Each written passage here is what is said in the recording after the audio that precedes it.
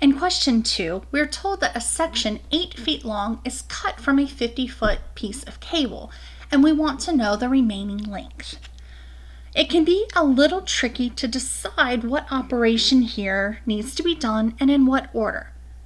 One thing that helps me decide between addition and subtraction is whether or not my result should be bigger or smaller. If your result should be something larger, then you're probably adding. If your result should be something smaller, you're probably subtracting. So here, my length is going to be a subtraction problem. But is it going to be x minus 50 or 50 minus x? The first number is always what you are subtracting from. So here, we know that the initial cable is 50 feet long. So we are going to be subtracting from that 50. And we'll do 50 minus x. If the cable was x feet long and we were subtracting 50 from it, that would be x minus 50. But here we start with a 50-foot cable, we take x feet away from it. The equation for that would be L equals 50 minus x. For part B, we're looking at a shipping carton. We know that each side has length x, and the overall length of the box is L. We want to find the total area in terms of x and L. So when I'm doing the total area of a rectangular prism, which is what this shape is, one thing that I will often do is I will just consider the area of each side.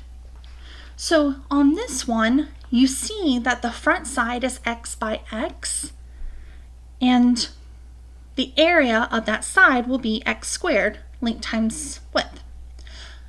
On the sides, they are going to be x times L because they have a length L and a height x.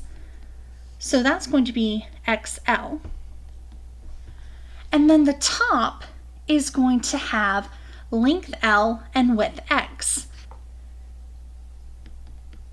So if you continue to go around this shape, we have another x squared side, another XL side, and another XL side. Now we can combine that to make it a little bit more condensed. There are 2 x squareds and there are 4 XLs, and so we can write it like that. Part C, we're looking for the voltage. And we know that the voltage is going to be the current times the resistance. But here, our resistance is going to be the sum of the 2 resistance, capital R and lowercase r.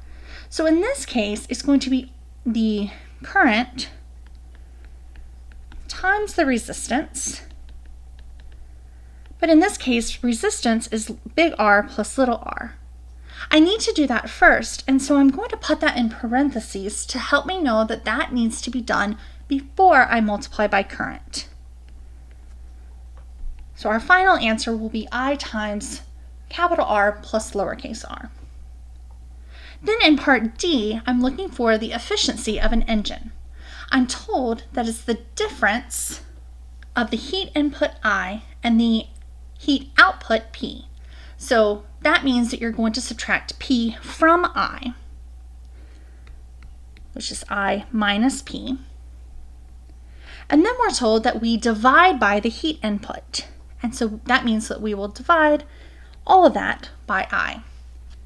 It's important here that the I minus P is all in the numerator, and all of that is being divided by I, because it tells us first we subtract and then we divide.